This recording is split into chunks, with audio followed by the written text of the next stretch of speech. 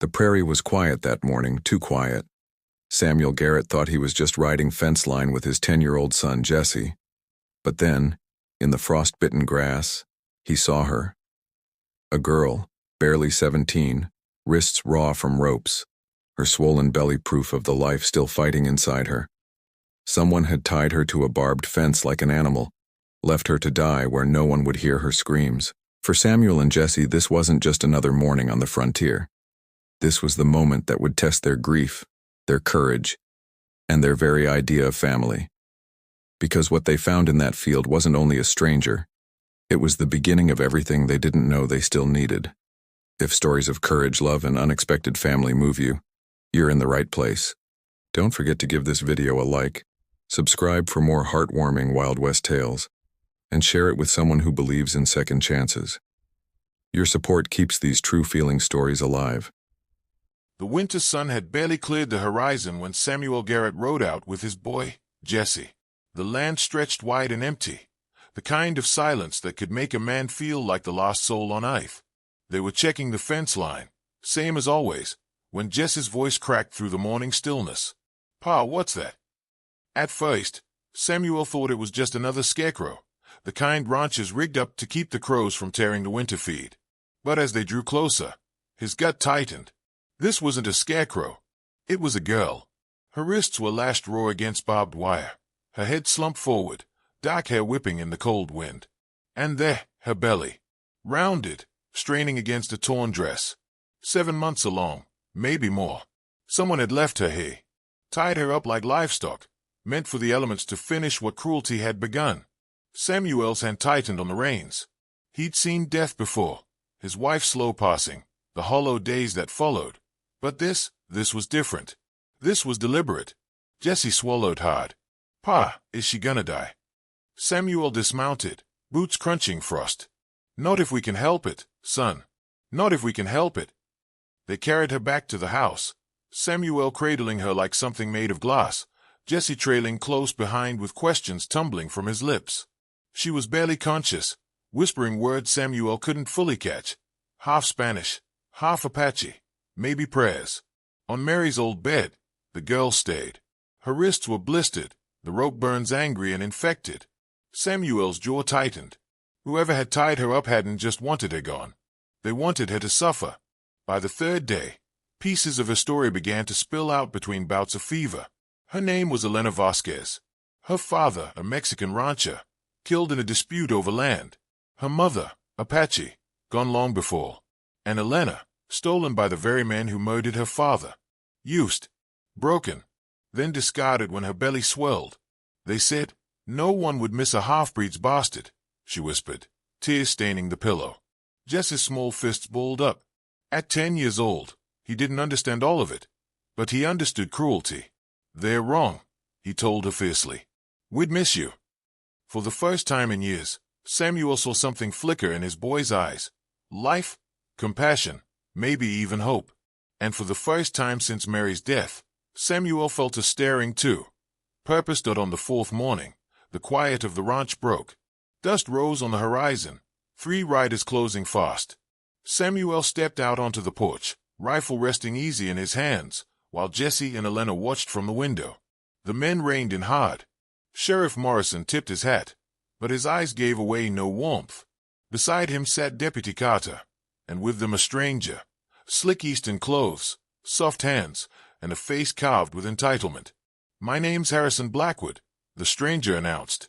"That girl you're hiding, she belongs to me." Samuel's grip tightened. "She's no man's property." Blackwood's smile was sharp and cruel. "She carries my son's child. She murdered him, then fled. The baby she bears, my heir." The words hung like a noose. Samuel had heard Elena's broken confessions. She hadn't run from love. She'd run from violation. And now this man wanted to claim her womb as his legacy. "She's too close to birthing," Samuel said, steady as stone. "Stress could kill her and the child." "Then we'll wait," Blackwood sneered. "But make no mistake, Garrett. That girl and her brat are coming with me, whether you hand them over or whether we take them." Inside, Jesse whispered to Elena, "Don't be afraid. Pa won't let nobody hurt you." The standoff was broken by a sound that cut through the air like thunder. Elena's scream. Hi, sharp, roar. Samuel spun toward the house, heart hammering. Jess's voice followed, panicked but steady. Pa, the baby's coming. Blackwood's smirk deepened. Perfect timing, he muttered. We'll take her once the child's born. But Samuel wasn't about to let them through that door. He backed inside, rifle leveled, and shoved Mary's old dresser against the frame. Outside, horses stamped impatiently. Inside, life was fighting its way into the world. Elena gripped the sheets, her young face slick with sweat. Jessie knelt beside her, holding her trembling hand with all the seriousness a 10-year-old could muster. You're not alone, he whispered. Samuel crouched at her side, his rough hand surprisingly gentle. He remembered Mary's labors, the prayers, the loss, but he shoved those ghosts aside. Elena's fight was different. Fierce, determined. Almost there, he said hoarsely. Just a little more. And then, in the middle of danger, surrounded by men who would take everything from them, the cry of a newborn filled the room. A girl. Tiny, perfect, alive. Elena sobbed with relief. Jessie stared in awe. Samuel's voice broke as he whispered, She's extraordinary.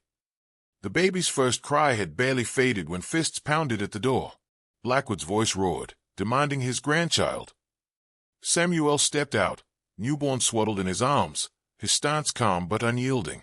She's not yours, Samuel declared. This is my daughter, born to my wife, Elena Garrett. The lie rolled off his tongue like a shield. The sheriff blinked, caught off guard.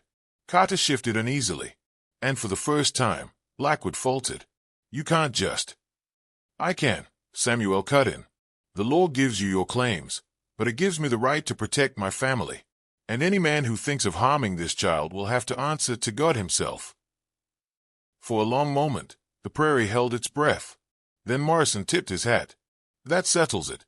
Family's family. Blackwood spat curses, but he rode away defeated. Inside, Elena wept softly as Jessie leaned close to the baby. We'll take care of her. All of us. And just like that, broken souls, widower, son, orphan girl, were bound together, not by blood, but by choice. Out on that lonely ranch, something greater than survival was born. Samuel, Jessie, and Elena didn't just endure the cruelty of the frontier. They built something the desert couldn't take, a family. Think about it. One moment of compassion changed everything. A widower still haunted by grief, a boy who had grown up too fast, and a girl cast aside by a world that judged her by blood and skin. All of them found hope in each other. That baby's cry wasn't just the start of new life. It was the sound of healing. The proof that love can be chosen, even in the harshest of lands. And maybe that's the real legacy of this story. Family isn't always the one you're born into. Sometimes, it's the one that rides out of nowhere, finds you tied to a fence, and decides you're worth saving. If that moved you, share it. Somebody out there needs this reminder today.